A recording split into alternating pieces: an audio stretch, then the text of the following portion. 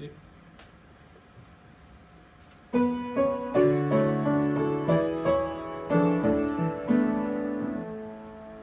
예수 우리 왕이여 이곳에 오소서 보좌로 주여 임하사 찬양을 받아주소서 주님을 찬양하오니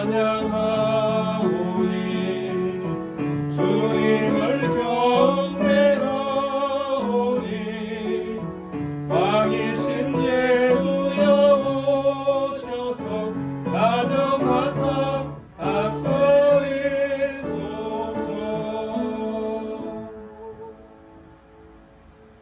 온 땅이여 여호와께 즐거운 찬송을 부를지어다. 기쁨으로 여호와를 섬기며 노래하면서 그의 앞에 나아갈지어다. 여호와가 우리 하나님이신 줄 너희는 알지어다. 그는 우리를 지으시니요 우리는 그의 것이니 그의 백성이요 그의 기르시는 양이로다. 감사함으로 그의 문에 들어가며 찬송함으로 그의 궁중에 들어가서 그에게 감사하며 그의 이름을 송축할지어다.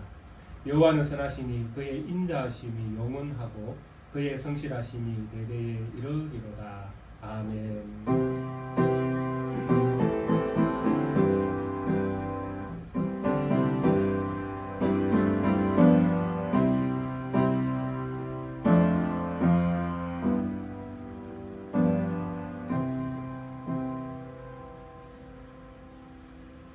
전능하사 천지를 만드신 하나님 아버지를 내가 믿사오며 그 외아들 우리 주 예수 그리스도를 믿사오니 이는 성령으로 잉태하사 동정녀 마리아에게 나시고 본디오 빌라도에 의해 고난을 받으사 십자가에 못 박혀 죽으시고 장사한 지 사흘 만에 죽은 자 가운데서 다시 살아나시며 하늘로 오르사 전능하신 하나님 편편에 계시다가 저리로서 사는 자와 죽은 자를 심판하러 오시리라.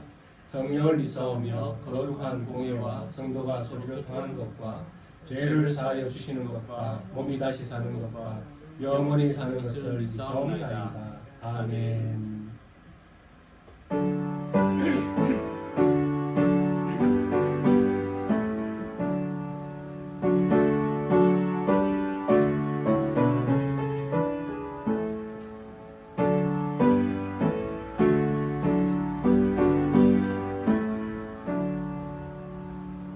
복 있는 사람 악인의 꾀를 쫓지 않으며 죄인의 길에 서지 아니하며 오만한 자리에 앉지 아니하고 여호와 율법 즐거워하여 주야로 묵상하는 자로다. 시냇가에 심기운 나무가 저를 따라서 열매 맺으며 그 잎사귀가 마르지 않음과 그 행사가 다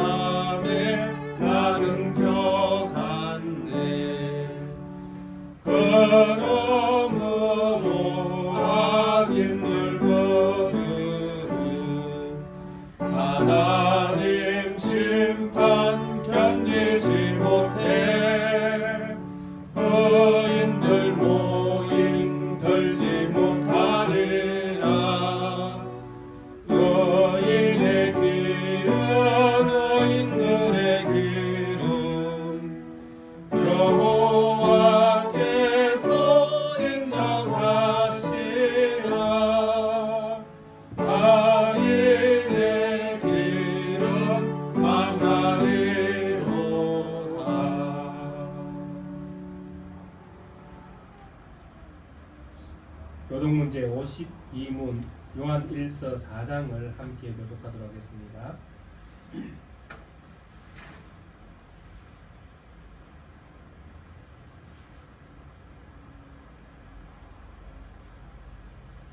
교독 문제 52문 요한 1서 4장입니다. 사랑하는 자들아 우리가 서로 사랑하자.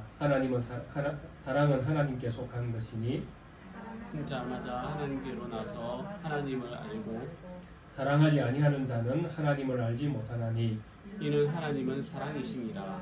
하나님의 사랑이 우리에게 이렇게 나타난 바 되었으니 하나님의 자기의 독생자를 세상에 보내심은 저로 말미암아 우리를 살리려 하심이니라. 사랑은 여기 있으니 우리가 하나님을 사랑한 것이 아니요 오직 하나님이 우리를 사랑하사 우리 죄를 위하여 화목제로 그 아들을 보내셨음이니라. 사랑하는 자들아 하나님이 이같이 우리를 사랑하셨은즉 우리를 서로 사랑하는 것이 마땅하도다. 어느 때나 하나님을 본 사람이 없어되 만일 우리가 서로 사랑하면 하나님 우리 안에 거하시고 그의 사랑이 우리 안에 온전히 이루느니라. 아멘. 만일 우리가 우리 죄를 자백하면 그는 믿으시고 의로우사 우리 죄를 사하시며 우리를 모든 불의에서 깨끗하게 하실 것이요. 하나님 아버지 감사합니다. 주께서 말씀하시기를 나는 동의하는 심정을 가진 자를 사랑한다고 말씀하셨습니다. 오늘 주님 앞에 나온 사랑하는 주의 백성들이 하나님 앞에 예배할 때에 가난한 심령을 가진 자처럼 주님 앞에 섭니다. 우리가 하나님 앞에 내세울 것 하나도 없는 모습으로 주님 앞에 섭니다. 하나님 우리를 불쌍히 여겨주셔서 우리의 연약함을 헤아려 주시고 이 땅에 사는 날 동안 하나님의 거룩하심을 닮아가는 작은 흔적이라도 남길 수 있도록 우리의 삶을 지켜주시기를 간절히 소원합니다. 세상에 사는 날 동안에 때로는 넘어지기도 하고 때로는 자빠지기도 하고 때로는 시험에 들기도 하고 때로는 악한 생각을 품기도 하고 때로는 하나님이 원치 않는 길로 가기도 하며 우리의 욕심을 따라 살아갈 때가 많이 있었던 것을 고백합니다. 이 시간 오셔서 우리의 마음을 흰눈보다 더 희게 정결하게 씻겨주시고 주님이 십자가에 흘렸던 그 보혈의 능력으로 다시 한번 우리를 감싸주셔서 우리가 하나님 앞에서 정말 자랑할 것 없지만 다시 한번 용기 내어 믿음을 지켜 살아갈 수 있는 힘과 용기를 얻을 수 있는 은혜가 우리 안에 다시 일어날 수 있도록 은혜 베풀어 주시기를 간절히 소원합니다. 입술을 열어 고백할 때에 하나님 하늘에서 들으시고 이 땅에 있는 저희들의 연약함을 어루만지사 회복의 역사가 일어날 수 있도록 도와주옵소서. 말씀하신 대로 이루어지게 하셔서 이제는 우리가 율법 아래에 있는 자가 아니라 은혜 아래에 있는 자답게 은혜롭게 살아가는 우리의 삶이 되어줄 수 있도록 함께해 주시기를 간절히 소원합니다. 예배하는 심정으로 하나님 앞에 나온 사랑하는 모든 백성들에게 같은 마음을 주시고 후히 주시고 꾸짖지 않는 하나님께서 이 시간 저희들에게 하늘의 신령한 것들로 충만하게 채워주시는 은혜가 있기를 간절히 소원합니다.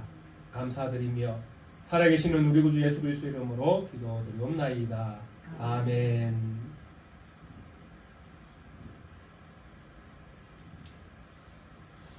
찬송가 460장을 함께 찬양드리도록 하겠습니다.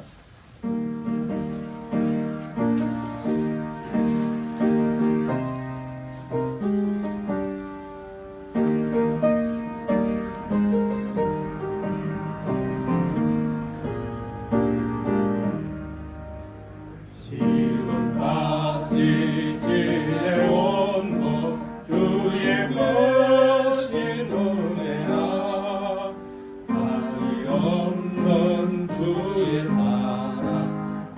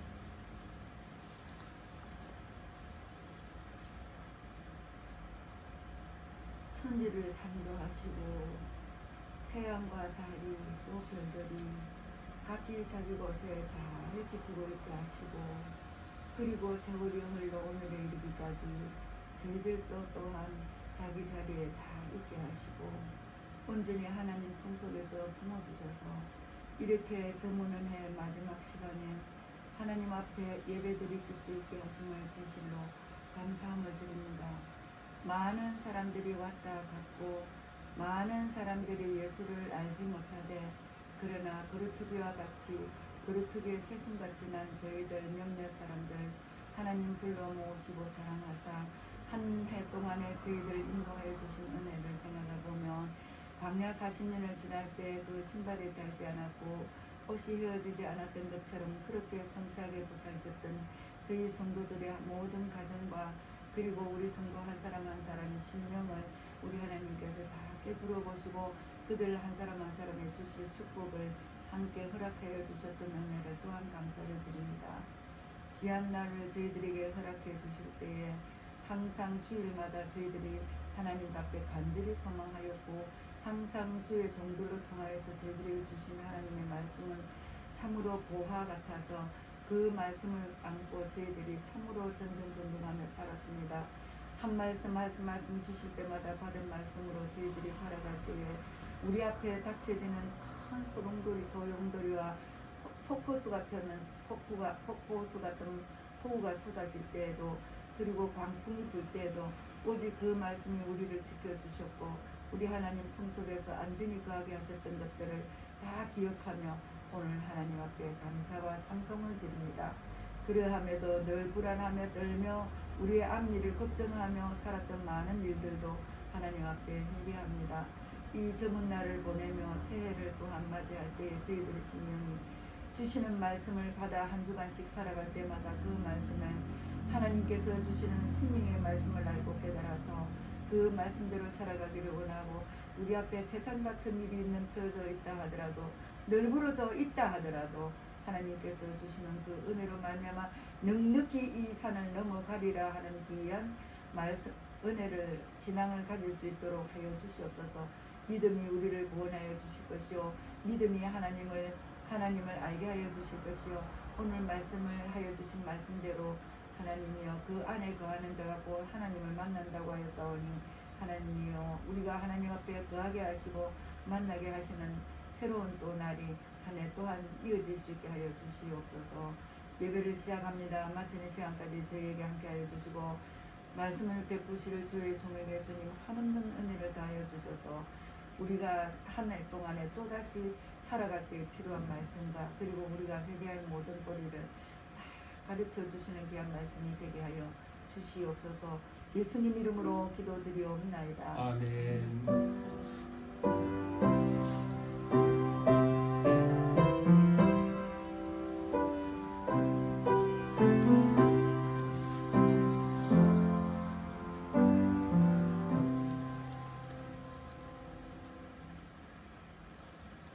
하나님 말씀 보도하겠습니다. 구약성경 레위기 12장입니다.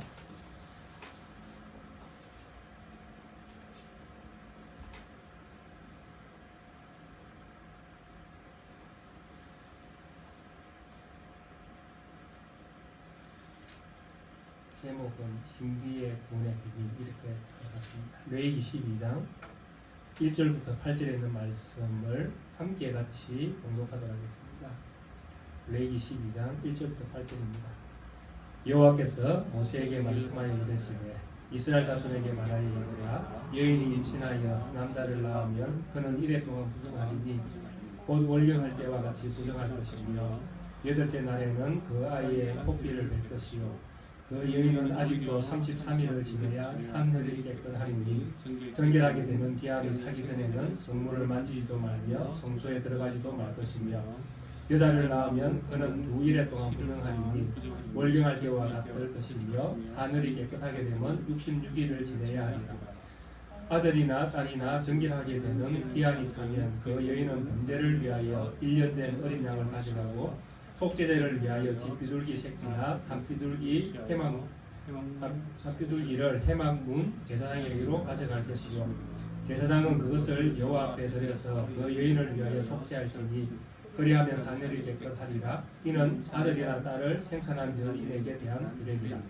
그 여인이 어린 양을 바치기에 힘이 미치지 못하며 산비둘기 2마리나 집비둘기 새끼 2마리를 가져다가 하나는 번제물로 하나는 속죄제물로 삼을 것이요 제사장은 그를 위하여 속죄할지니 그가 정결하리라. 아멘.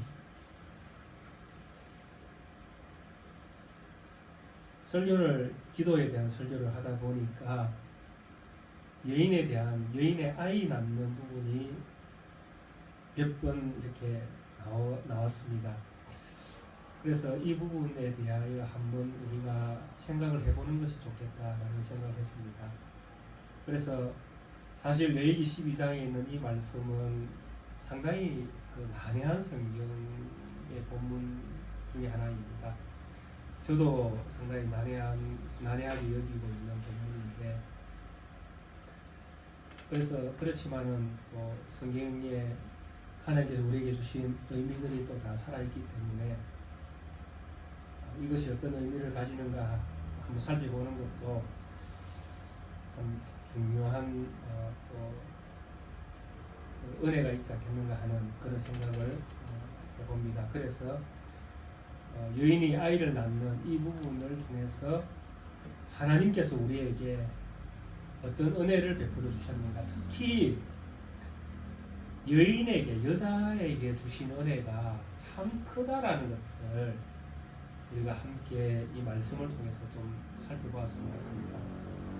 사실 성경에서 예수님도 남자로 오셨고 또 하나님도 아버지라고 이렇게 불려지는 이런 부분들을 보면 정말 여인들이 조금 이렇게 소외되어 있는 것처럼 이렇게 생각할 수도 있는데, 사실은 성경이 주목하고 있는 것은 큰 부분에서 보면 신앙의 어떤 부분에서 중요한 역할을 할 때 보면 항상 누가 등장하는가 하면 여인이 등장합니다. 그래서 성경에서 참 여자분들에게 주신 은혜가 참 크구나 하는 생각을 저는 개인적으로 하고 있습니다. 그래서 오늘 본문도 언뜻 읽어보면 참 하나님께서 불공평하게 이렇게 다루시는 것처럼 보이지만은 이 속에도 여전히 하나님의 어떤 그 은혜의 표적은 여인을 향하고 있다는 것입니다. 그래서 여인에게 주시는 하나님의 은혜가 얼마나 큰가 하는 것들을 오늘 한번 또 말씀을 통해서 살펴보고자 합니다. 사실 절기로 이제 시간의 어떤 이 순서로 보면 올해가 이제 이번 주간이 올해의 마지막 주가 되어서 2002년도 그렇죠? 12월 마지막 주간으로 이제 다음 주에 우리가 만나게 되어질 때는 이제 한 살 더 늙어서 2021년에 저희들이 만나게 되어지는 것입니다. 그래서 이 절기가 이제 새롭게 되어지면 아까 기도하실 때도 나왔지만은 항상 세상은 새로운 다짐들을 하게 되어집니다. 그렇죠? 원래는 좀 더 잘해봐야지, 좀 더 잘해봐야지, 뭔가 또 목표도 또 세워서 좀 더 이렇게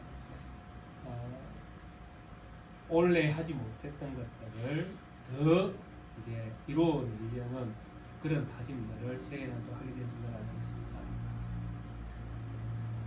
그래서 이런 것들이 사실은 이제 우리가 예수님을 믿고 나서 보면 이게 다 죄의 흔적이구나라는 생각들을 이제 그때 하게 되었습니다. 왜냐하면 창세기에 보면 아담과 하와가 하나님께서 그들을 지으시고 모든 것들을 다스리는 권한을 그들에게 주셨거든요. 그래서 사실 타락하기 이전에 인간은 모든 만물을 다 다스릴 수 있는 그런 왕적인 권세를 가지고 있었다라는 것입니다. 그런데 사람이 타락하고 나니까 어떻게 되어집니까? 자기가 다스려야 될 것들에 대해서 오히려 다스림을 받는 쪽으로 이제 사람의 위치가 바뀌어지는 것이죠. 그게 이제 우리가 죄를 가졌다라는 표적이 되어지는 것입니다. 그런 것들이 무엇이냐 하니까 요즘 이제 세상에서 보면 새로운 새해가 밝아질 때에 다짐을 하는 것, 이런 것들. 왜 다짐을 합니까? 새해니까. 그 새해는 뭘 가지고 하는 겁니까? 시간의 흐름을 가지고 이제 새해니 뭐 한 해가 다 가니 이렇게 결정하잖아요. 사실 그 시간조차도 우리가 다스려야 되는데 사람이 그 시간에 매여 가지고 다짐을 하고 뭐 계획을 세우고 이렇게 하는 거죠. 이게 이제 타락한 우리의 모습을 이제 보게 되는 것입니다. 그래서 이런 창세기에서 가장 이제 타락의 어떤 그 증거를 우리에게 보여주는 것이 무엇이냐니까 여인에게 주신 하나님의 말씀에서 나타나는 것이죠. 창세기 3장 15절 우리가 다 알고 있는 말씀이잖아요. 거기 보면 하나님께서 선악을 알게 한 나무의 실과를 먹은 이후에 여인에게 뱀과 여인에게 그렇게 특별히 여인에게 그렇게 말씀하시죠. 내가 너로 뱀에게는 내가 너로 여자와 원수가 되게 하고 내 후손도 여자의 후손과 원수가 되게 하리니 여자의 후손은 내 머리를 상하게 할 것이요 너는 그의 발꿈치를 상하게 할 것이니라 하시고 또 하나님께서 여자에게 이렇게 말씀합니다. 너는 임신하는 고통을 크게 더하리니 네가 수고하고 자식을 낳을 것이며 너는 남편을 원하고 남편은 너를 다스릴 것이니라 이렇게 말씀합니다. 그래서 하나님께서 타락한 인생에게 주신 여인에게 주신 그 타락의 증거가 무엇이냐니까 잉태하는 고통을 더하겠다는 것입니다. 그래서 수고하고 아이를 낳을 것이다. 그런데 그 위에 하나님께서 뭐라고 말씀하셨는가 하면 여자의 후손이 뱀의 머리를 상하게 할 것이다 라는 약속을 먼저 주셨다라는 것입니다. 결국 여인이 잉태해서 자녀를 낳아야 여자의 후손이 올 수가 있게 된다는 것이죠. 그런데 그 여자의 후손이 와야 결국 인생에게 무엇이 나타나는가 하면 뱀의 머리가 박살나는 그런 미래가 이제 나타나게 되어진다는 것입니다. 그래서 사실은 여자에게 주신 하나님의 그 잉태하는 고통이 처음에는 벌처럼 그죠? 타락한 인생에게 주는 하나님의 어떤 징계인 것처럼 생각할 수 있는 부분이었는데 뒤집어 보니까 그것조차도 은혜였다라는 것이죠. 왜냐하면 여자의 후손이 오게 하는 방편으로 주신 것이니까. 그래서 여인에게 주신 하나님의 첫 번째 그 명령 거기에도 사실은 하나님의 사랑이 담겨 있었다는 것입니다. 그런데 이런 이제 여인이 자녀를 낳아야 여자의 후손이 오게 되는 미래가 펼쳐지는데 그런데 하나님께서 선택한 그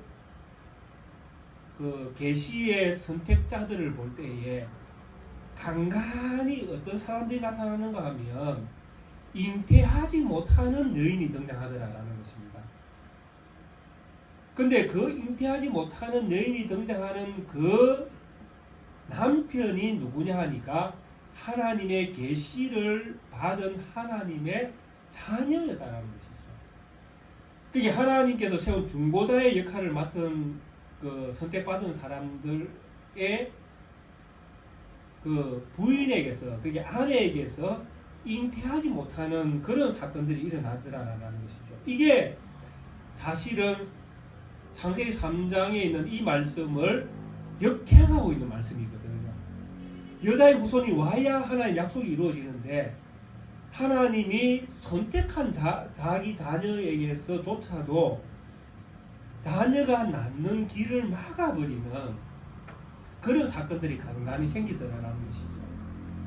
그래서 왜 그런 사건들이 생기는가 성경을 보니까 하나님께서 늘 그런 사건들을 통해서 말씀하시는 게 무엇이냐니까 사라를 통해서도 똑같이 말씀하셨고 또 야곱의 그 부인이었던 라헬이 자녀를 못 낳는 그 부분에서도 또 동일하게 나타나고 지난번에 우리가 한나의 기도에서 보았던 것처럼 거기에서도 동일하게 나타나는 것이 하나님께서 주는 여자의 후손으로 오는 그 사람이 혈통적으로 여인이 자녀를 낳아야 되는 것은 맞지만은 그 자녀가 혈통적으로 이루어지는 것이 아니라 결국에는 무엇을 통해서 하나님의 언약의 말씀을 통해서 약속으로 자녀가 온다는 것이죠. 그래서 혈통으로 온다고 믿지 말라는 것입니다. 혈통으로 오는 것처럼 보이지만은 사실은 그 자녀가 혈통으로 오는 것이 아니라 하나님의 약속 때문에 이루어진다는 것입니다. 그래서 그걸 보여주기 위해서 선택한 메시아, 그리고 선택한 그 중보자로서의 역할을 하는 그 선택받은 하나님의 백성의 아내에게서조차도 하나님이 그 태를 받으시다라는 것이죠.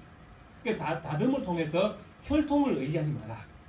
네가 낳는 자녀는 혈통으로 낳지만은 그건 혈통으로 이해할 것이 아니라 하나님의 약속의 자녀로 이해해야 된다. 하고 그렇게 하나님이 그 말씀을 바르게 깨닫도록 그들에게 그런 사건들을 사용하셨다는 것입니다. 그런 것들이 종합적으로 나타나는 것이 어디냐 하니까 바로 오늘 우리가 읽었던 레위기 12장이라는 것입니다. 하나님이 간간히 보여주셨던 그런 여러 가지 사건들, 그러니까 레위기가 오기까지 창세기부터 레위기 11장까지 그렇게 우리가 알고 있는 이제 이 시대에 알고 있는 사람들의 그 성경의 한계는 창세기 출애굽기잖아요. 이 사람들이 가지고 있는 이 성경의 한계를 가지고 이들은 레위기 12장이 어떤 의미를 가지는가를 이해했어야 된다는 것입니다. 근데 오늘 우리가 읽던 이 레위기를 보면 참 재미난 것이 다 숫자로 되어 있다는 것입니다. 그죠? 7, 33 더하면 얼마가 됩니까? 40이 됩니다. 2, 7이 14 더하기 66 하면 80이 됩니다. 7이 반복적으로 사용되고 있고 40이 반복적으로 두 번 사용이 되고 있습니다. 그리고 남자가 8일 만에 할례를 받으라 해서 8이라는 숫자가 등장을 합니다. 그래서 하나님은 이것을 7이라는 숫자와 8이라는 숫자와 41이라는 이 숫자, 40이라는 숫자를 가지고 하나님은 자기가 하고 싶은 말씀을 하나님께서 인생에게 알려주고 싶은 말씀을 말씀한다는 것입니다.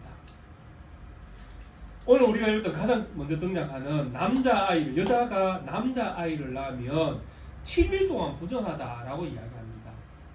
근데 이 부정한 것이 왜 부정합니까? 여인이 월경할 때가 피를 흘리는 거잖아요. 월경이 피를 흘리는 거니까 여인이 자녀를 낳을 때 피를 흘리지 않느냐. 그래서 여인이 자녀를 낳으면 부정하다라는 것입니다. 이게 출발이 어디냐 하니까 바로 인생이 범죄했을 때에 하나님께서 그렇게 말씀합니다. 너희가 선악을 알게 하는 나무의 실과를 먹으면 반드시 죽으리라. 그러니까 죽는다라는 것이 이때까지는 어떤 표현이 있는가 하면 피를 흘린다라는 표현입니다. 피를 흘린다라는. 이게 사람이 죽는다라는 것들을 어떻게 표현하는가 하면 저 사람이 피를 흘렸다 이렇게 표현을 하는 겁니다. 피가 무엇이라고 레위기에서 말하는가 하면 피는 생명이다 이렇게 이야기합니다. 생명인 피가 흘렀으니까 사람이 죽은 것입니다. 그게 이 피를 흘렸다라는 것은 그 인생이 죄가 있다라는 이야기죠. 너는 죄인이다라는 이야기입니다. 그래서 7일 동안 자녀를 낳은 남자아이를 낳은 여인은 7일 동안 부정하다라는 것은 이 여인이 피를 흘렸다라는 것이죠. 즉 죄인이다라는 이야기입니다. 죄인이다. 근데 죄인이 뭘 낳았습니까? 죄를 낳은 겁니다.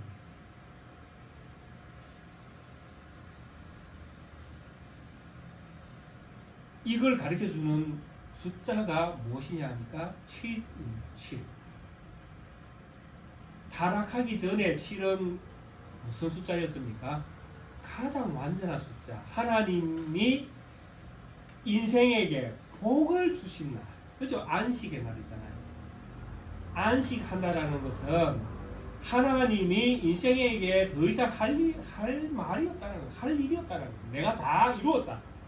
하나님이 보시기에 심히 좋았다라고 표현했지 않습니까? 내가 이제 더 이상 할 게 없다. 그만큼 인생을 완벽하게 만들어 놓았다라는 거죠. 세상 모든 창조물이 하나님 보시기에 가장 완벽하게 만들어졌다라는 것입니다. 그런데 이 7이라는 이 완벽한 숫자를 가지고 하나님의 완전함을 표현했는데 인간이 뭘 해버렸습니까? 죄를 지어버렸다는 것이죠. 그러니까 이 7이라는 완전한 숫자가 인생이 죄를 범하는 순간 7이 깨어져 버리는 것입니다. 그러니까 7이라는 숫자는 이제 인생을 죄 아래 가두는 숫자가 되어버리는 것입니다. 너는 죄인이다라고 가르쳐주는 것이죠. 그게 바로 7이라는 숫자입니다. 그러면 인생이 죄를 지었고, 그러면 이 죄를 지은 인생이 그러면 어떻게 됩니까? 살아나야 되잖아요. 그 살아날 방법은 인생에게 무엇이 있습니까?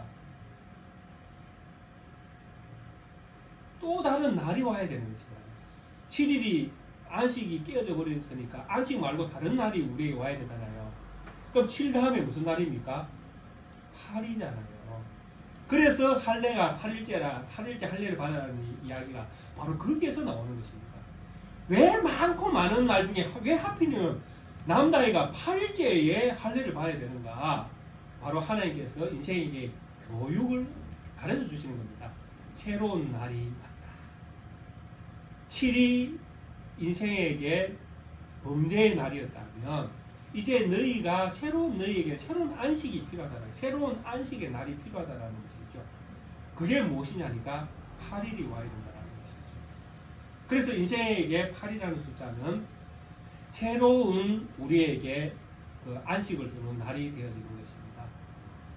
그래서 8일에 남자아이가 태어나면 8일째 될 때 무엇을 하라? 그 포피, 그 생식기에 포피를 잘라라는 것이죠. 지난번에 제가 한번 말씀드렸지 않습니까? 포피를 자르는 것은 그 생명을 죽이는 것입니다. 그 죽이는 것은 무엇을 얘기한다고요? 육이 죽고 무엇으로? 약속으로 산다라는 것이죠.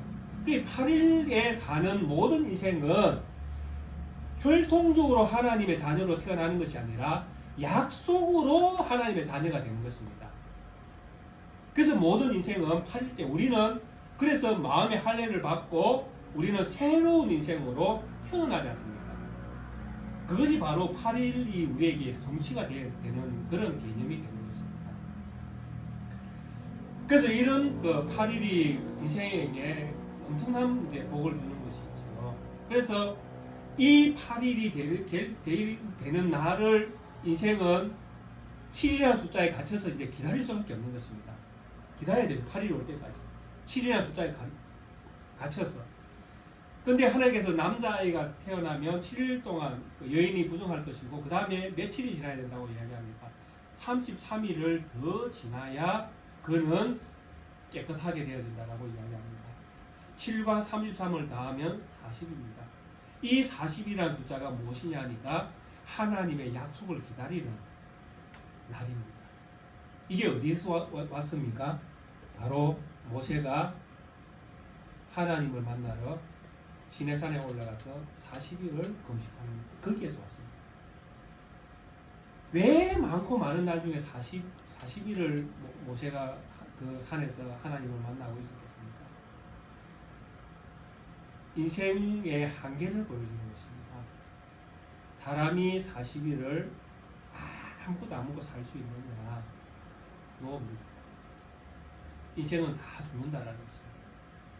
그런데 모세는 살았다라는 것이죠. 어떻게 살았느냐 그러면 하나님이 살려주셨다. 하나님이 살게 하셨다. 그걸 보여주는 숫자가 40일입니다. 인생의 한계를 뛰어넘어서 하나님의 약속으로 살아가게 되는 그런 날을 기다리는 것이죠. 그것이 바로 40일입니다.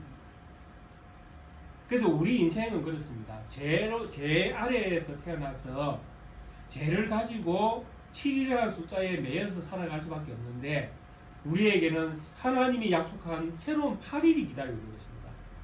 그래서 이 새로운 8일을 기다리면서 살아가고 있는 우리의 인생이 이 8일이 왜 우리에게 오느냐? 40일이라는 인고의 시간을 하나님이 주실 그 한계를 뛰어넘는 날을 우리가 바라보고 있는 것입니다. 그만큼 우리는 고난 가운데 살고 있는 것이죠. 그래서 이런 고난의 가운데 살고 있는 우리의 인생이 어느 날 언약에 의해서 포피가 잘려지는 8일이 우리에게 딱 떨어질 때에 우리는 하나님으로부터 한계를 뛰어넘는 40일이라는 이 한계를 뛰어넘는 새로운 세상에 딱 들어가게 되어진다는 것입니다. 그러면 여인에게 여자아이를 낳으면 왜 두 배나 더 오랫동안 그런 그 고난 가운데에 인생이 있어야 되는가? 이 또한 하나님께서 여인에게 주신 은혜입니다.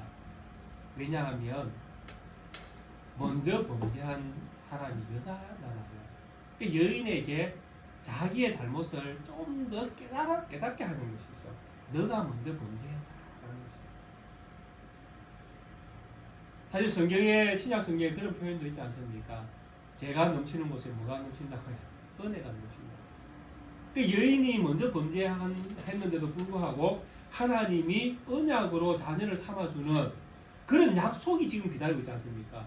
그러니까 여인이 범죄하고도 뭐 때문에, 약속 때문에 살 수 있는 길이 열리지 않습니까? 그러니까 여인에게 얼마나 그 더 큰 은혜를 하나님께서 주고 계시는 것입니까? 죄를 더 깨닫게 하시고. 그래서 여인이 이런 하나님의 어떤 그 베푸시는 은혜로 말미암아 그는 새로운 세계, 또 새로운 언약 아래에서 그 새로운 세상을 또 맞이하게 되어지는 것입니다. 그런데 문제는 이런 새로운 세상이 열리는 이런 엄청난 은혜가 우리에게 주어지는데 그러면 그 은혜는 도대체 어디에서 오는가 하는 것이죠. 바로 앞서 제가 말씀드렸던 것 같이 육신적으로 우리에게 오는 것이 아니라 무엇으로 온다고요? 약속으로 우리에게 온다는 것입니다. 그게 바로 포피를 자르는 할례, 8일에 받는 할례의 그 의미가 함축되어 있다는 것입니다. 창세기 그 16장에 보시면 하나님께서 이 할례 의식을 이스라엘 백성에게 하라고 아브라함과 그 후손에게 이 할례 의식을 하라고 하면서 뭐라고 말씀하시는가 하면 제일 먼저 그렇게 말씀합니다. 나는 전능한 하나님이다. 이렇게 하면서 하나님께서 다가오시는 거예요. 그런데 앞에 어떤 일이 일어나는가 하면 아브라함이 86세 때에 아들을 낳습니다.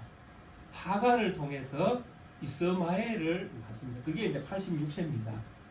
그리고 86세에 이스마엘을 낳고 이스마엘이 13살 되던 99세 때에 하나님이 어느 날 아브라함에게 딱 나타나셔가지고 13년 동안 가만히 계시던 하나님이 성경의 기록을 보면 그렇습니다. 성경에 13년 동안 하나님께서 나타나셨다는 기록이 없으니까 86세 때에 이스마엘 낳고 가만히 계시다가 갑자기 창세기 16장에 아브라함 99세 때에 하나님이 딱 나타나셔가지고 아브라함에게 뭐라고 말씀하시는가 하면 나는 전능한 하나님이다 이렇게 선포하셔요.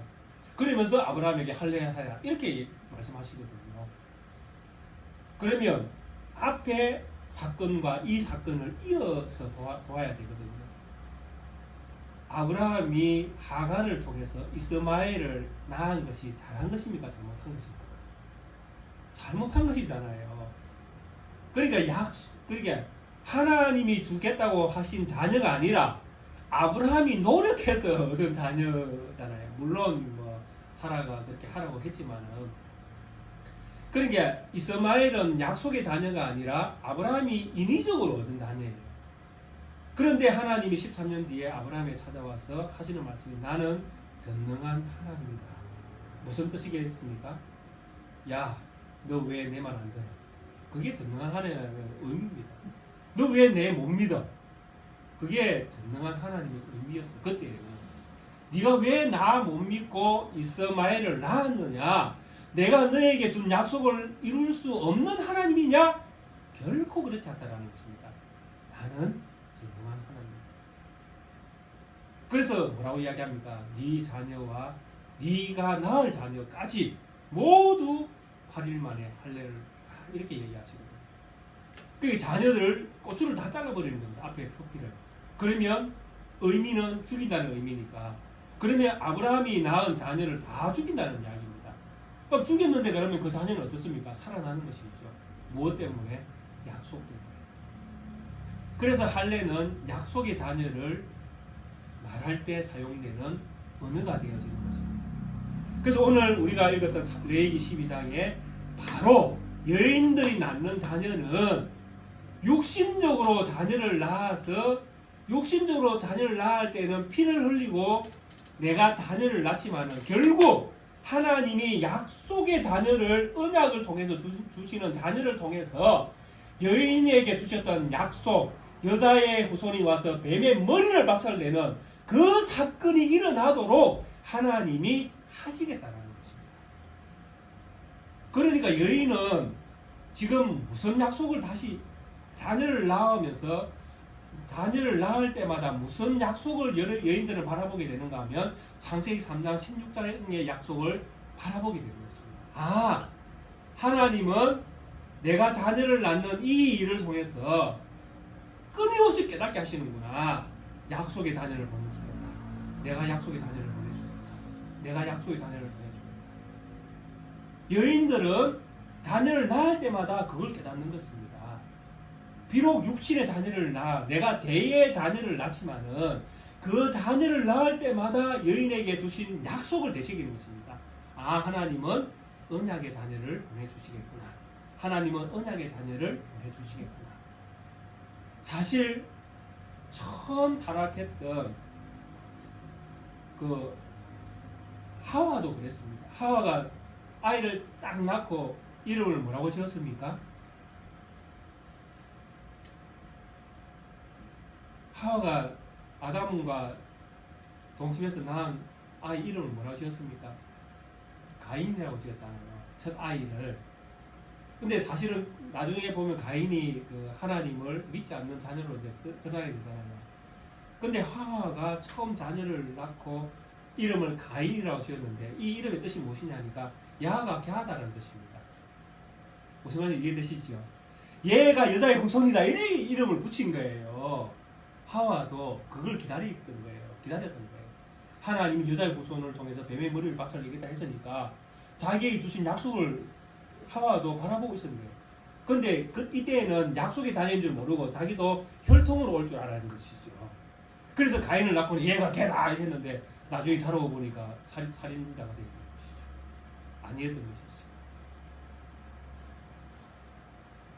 사실 하나님은 이런 은혜를 주시는 분이십니다. 우리 사모님도 세 자녀를 낳으셨지 않습니까? 엄청난 은혜를 사실 이 말씀을 이해하고 자녀를 봤습니다. 아, 예수님 이렇게 하고 자녀를 낳으면서 예수님 고맙습니다 이렇게 하셨을 겁니다. 아, 그 언약의 자녀가 예수님이시구나.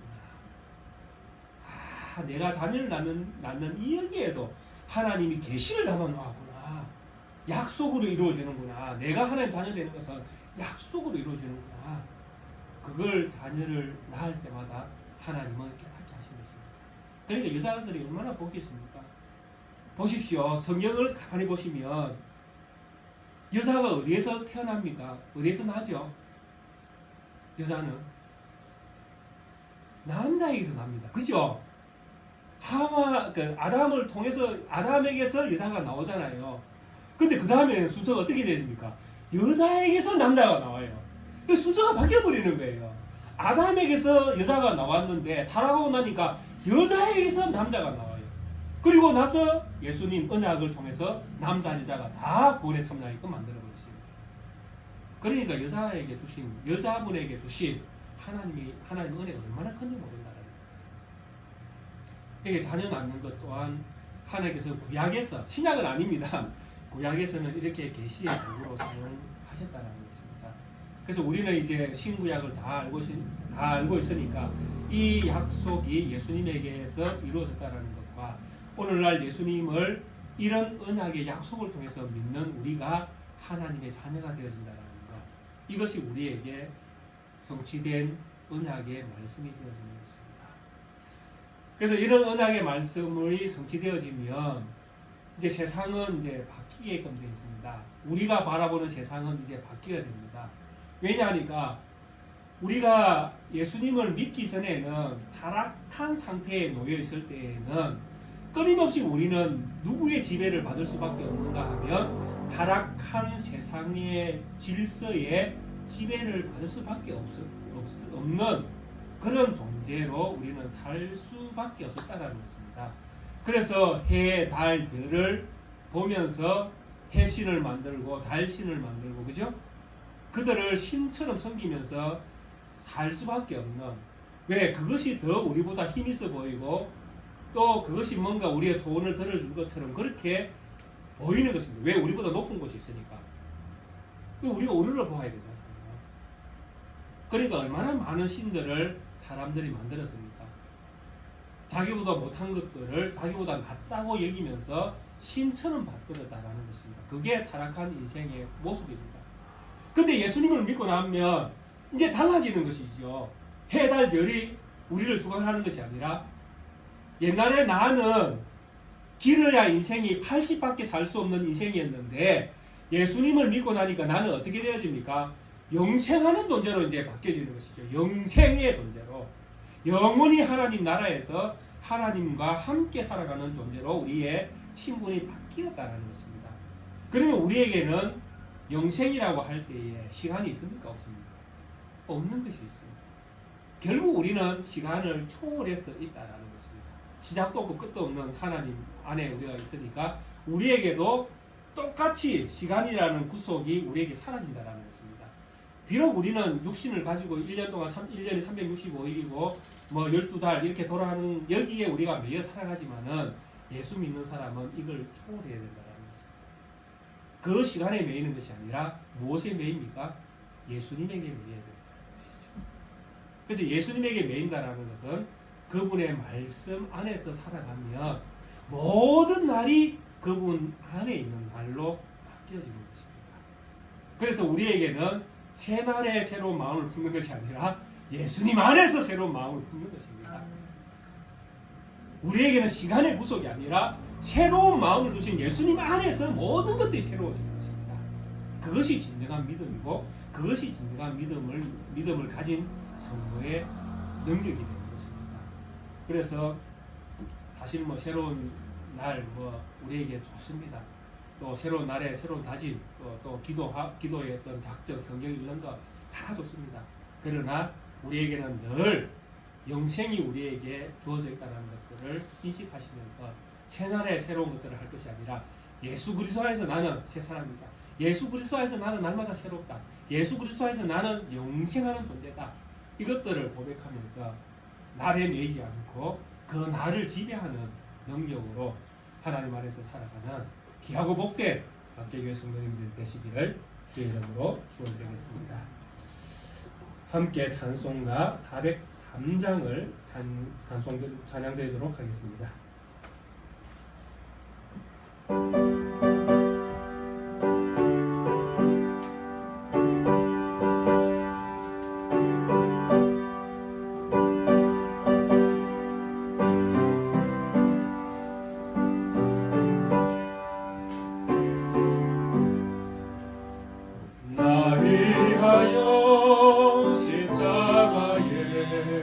중간 고통 받으사 대신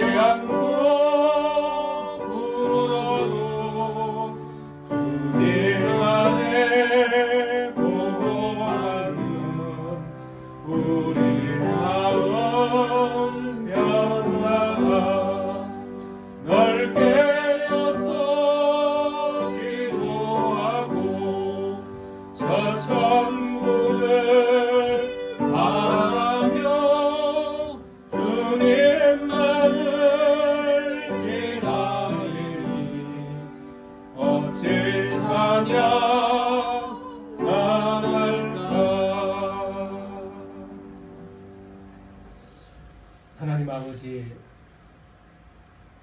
여인이 자녀를 낳는 사건들 또 경험들을 통해서 우리에게 새로운 약속이 주어져 있음을 보게 해주셔서 감사합니다. 만약 혈통으로 하나님 자녀가 되는 권세를 주셨다면 우리는 이스라엘 바깥에서 태어난 자이기 때문에 어떤 누구도 거기에 참여할 수 없었을 것입니다. 근데 하나님께서 은하계 약속을 따라 자녀 삼아주시는 새로운 길을 우리에게 열어주심으로 말미암아 이방이었던 저희들조차도 하나님을 아버지라고 부를 수 있는 은혜의 방편 속으로 들어가 하나님을 날마다 나의 아버지라고 부르면서 살아갈 수 있는 새로운 세상에 새로운 자녀로 새로운 백성으로 하나님 앞에서 살아갈 수 있는 은혜를 우리에게 더하여 주셔서 감사합니다. 이제 우리가 하나님께서 베푸신 은혜의 자녀로 세상 가운데에 남겨졌으니 하나님께서 주신 그 말씀 안에서 새 꿈을 꾸게 하시고 새 사람으로서 마땅히 가져야 할 성품과 마땅히 세상 가운데에서 우리가 남겨내야 할 흔적들을 고민하면서 주님께서 주셨던 말씀 붙들고 믿음을 지켜 살아가는 경주를 다해가는 저희들 되어줄 수 있도록 은혜를 베풀어 주시기를 간절히 소원합니다. 그래서 예전에 우리가 하나님을 알지 못했던 시절에 가졌던 세상의 굴레 속에서 그 한계를 벗어나지 못했던 것들을 이제는 예수 그리스도 안에서 새롭게 정리하게 해주셔서 이제는 하나님의 자녀로서 하나님이 세상을 이기신 것처럼 우리도 세상을 이기며 정복하며 세상을 새롭게 하며 하나님 뜻을 이루어내는 자녀로 살아갈 수 있도록 우리의 모든 삶을 또 그렇게 이끌어 주시기를 간절히 소원합니다. 주 앞에 나오게 하셔서 말씀 안에서 하나게 되게 하신 하나님, 특별히 이 낫게교회 성도들의 심령 가운데에 말씀의 말씀을 다하여 주시고 온전히 그 말씀 붙들고 주님 사랑하며 살아갈 수 있도록 은혜 위에 은혜를 베풀어 주옵소서. 주 앞에 나오게 하시고 세상 가운데 살게 하신 그 은혜를 통하여 하나님을 섬길 수 있도록 또 주의 몸된 교회를 섬길 수 있도록 은혜를 베풀어 주신 하나님, 주의 자녀가 물질로 또 건강함으로 기도함으로 몸으로 하나님을 섬기는 그 모든 일들을 하나님 기억해 주시고 이 낫게교회가 협력하여 선을 이루는 것처럼 모든 것들을 합력하여서 하나님의 뜻을 이루어드리는 그런 아름다운 공동체로 모든 은사들이 사용되어 줄 수 있도록 하나님 함께해 주옵소서.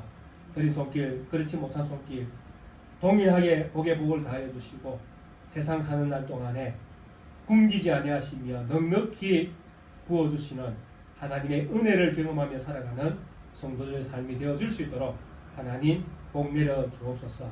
감사드리며 거룩하신 우리 구주 예수 그리스도의 이름으로 기도드리옵나이다. 아멘.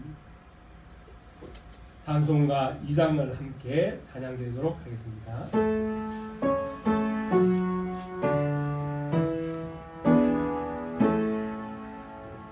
성성자 성령께 찬송과 영광 돌려보내세. 태초로 지금까지 또 영원 무궁토록 성삼위께 영광 영광.